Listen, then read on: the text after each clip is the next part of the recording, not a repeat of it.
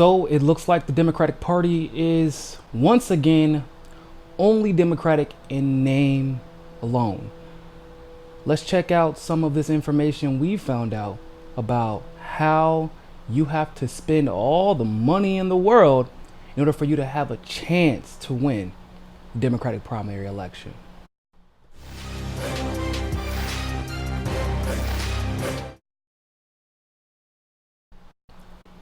So, one of our supporters here at the MCSC network sent us some information about San Diego and how Elizabeth Warren's campaign didn't email them, didn't call them, didn't reach out to them on Twitter, but literally texted them and said this: "Hi, person who shall remain nameless, because this is an anonymous source and I don't like getting people in trouble.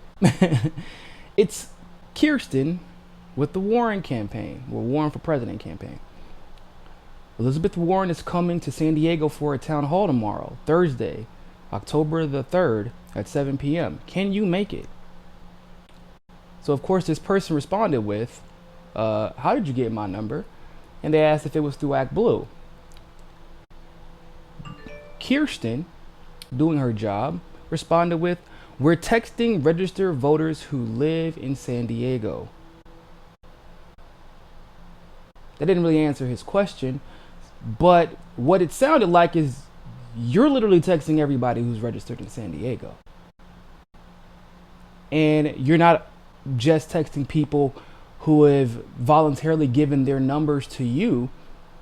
You're texting people who have never contacted you at all, never donated to you, have never given you any inclination that they intend on voting for Elizabeth Warren. So, of course, that sparked my curiosity. And so what I did was I reached out to a couple of people that I have in a couple of different presidential campaigns to see if we can get an answer. And I also reached out to people who've run for office in California, specifically at the congressional level or at the state level, to see if they had any answers for me.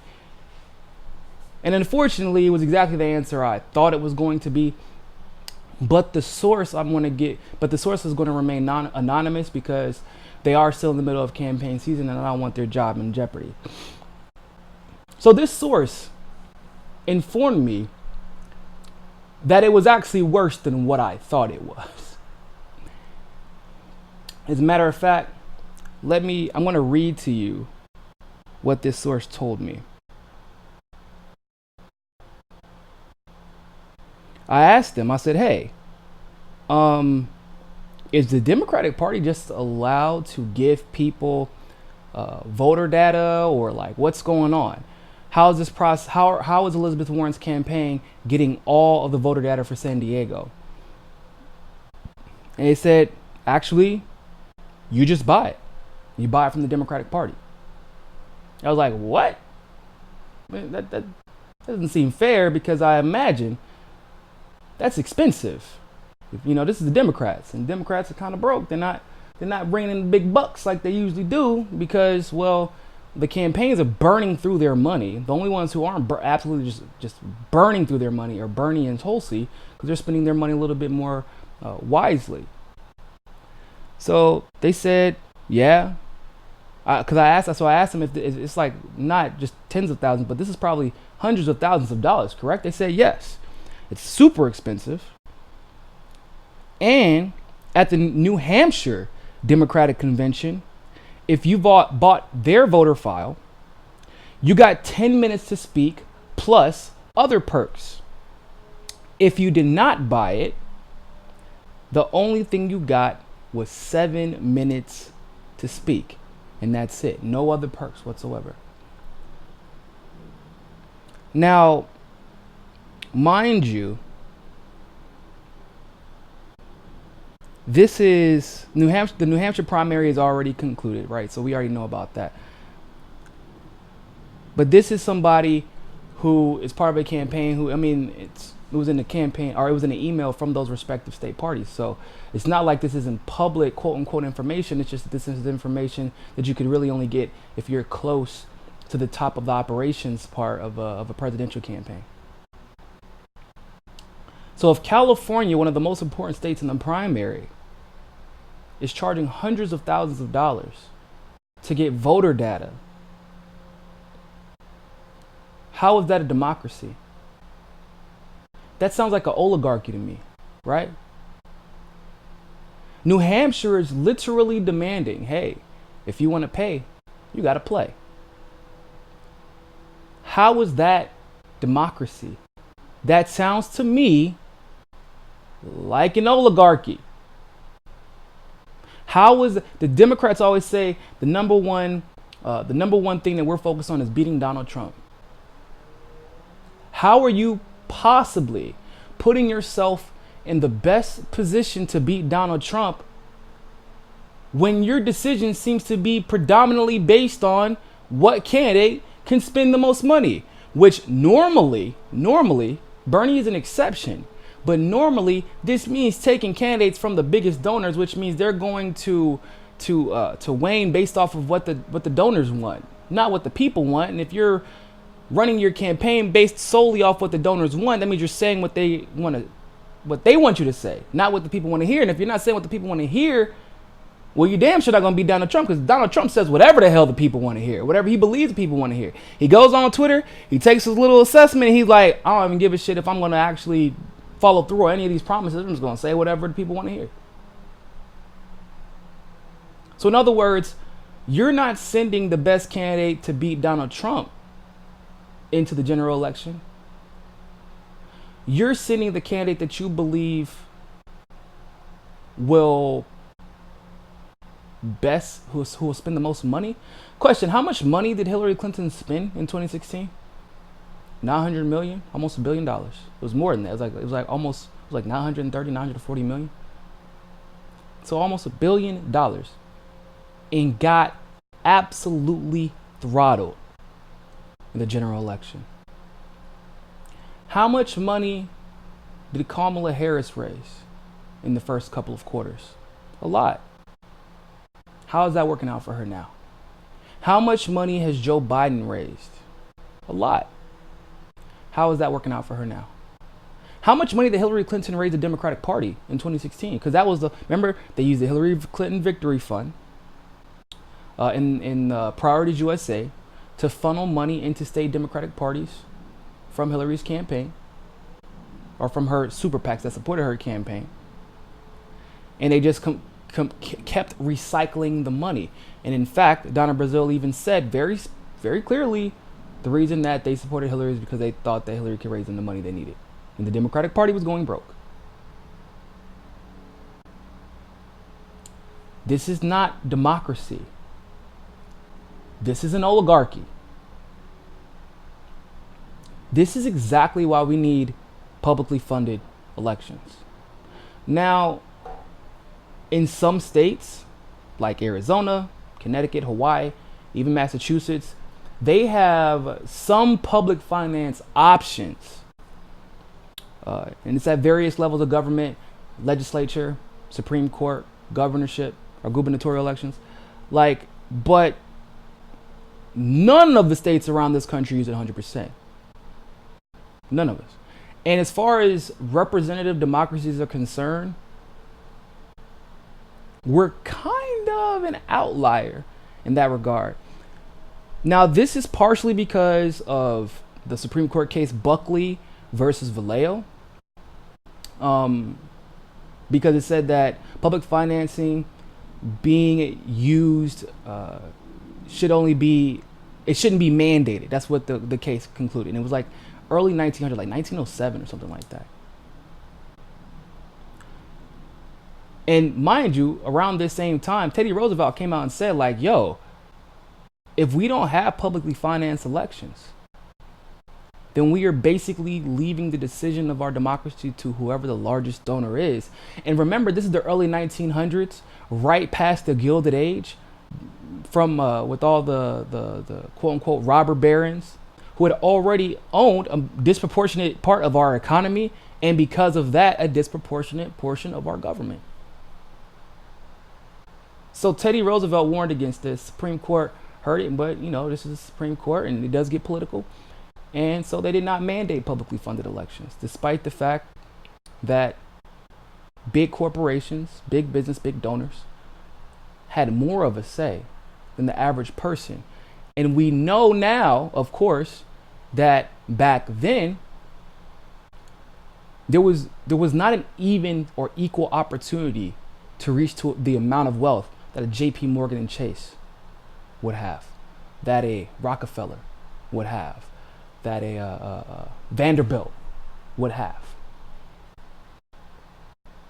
There was not an equal opportunity to achieve that. That's why we introduced the antitrust laws. But we're still seeing remnants of that society in, I mean, if not, I think it's probably more now than it was then. Now, when I said we're an outlier, countries that have limited spending but not contributions include Austria, Hungary, Italy, New Zealand, Slovakia, and the entire United Kingdom. It's, that's a lot of countries, okay? And then the countries with limits on both spending and contributions. In other words, completely, not only do they have spending and contribution limits, but also they're publicly funded. And a lot of these countries also have ranked choice voting. This includes Belgium, Canada, Chile, France, Greece, Iceland, Ireland, Israel, Japan, South Korea, Poland, and Slovenia.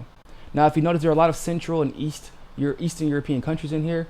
A lot of them went to publicly financed elections and limited contributions, because in order for them to be granted accession into the EU, corruption was anti-corruption was one of the blocks you had to check in order for you to be granted accession.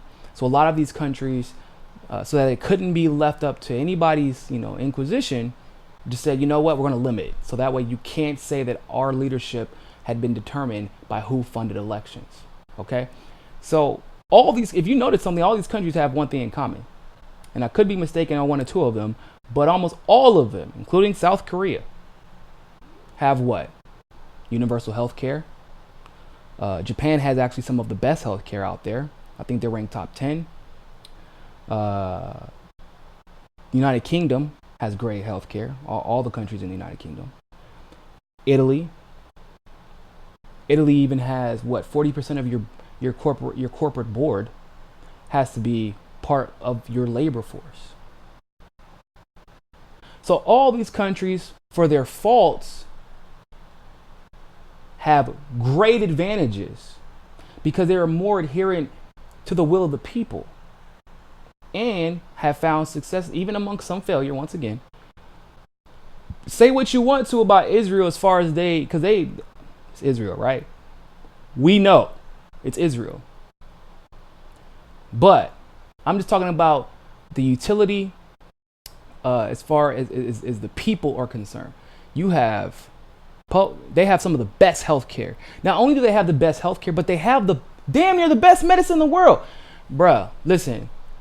Ask, if you have an Israeli friend,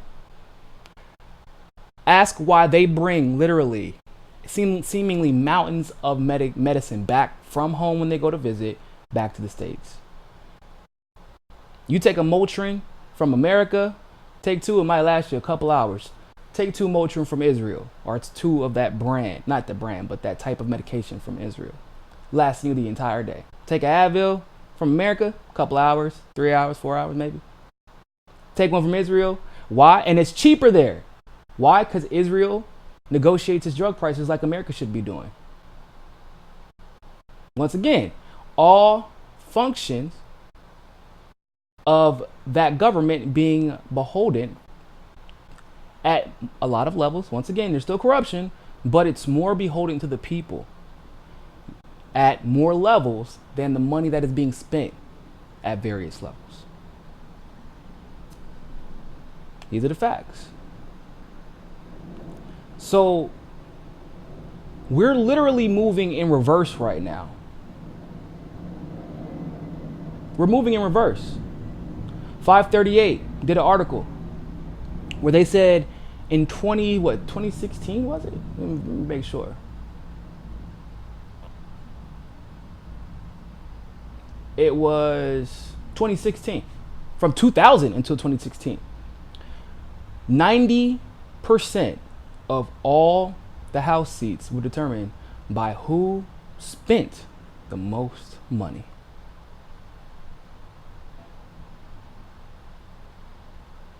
And I'm pretty sure for the Senate it was 100%. So how can you be like, it's funny because it's called the House of Representatives, right? You're supposed to represent that state. That's what you're supposed to do.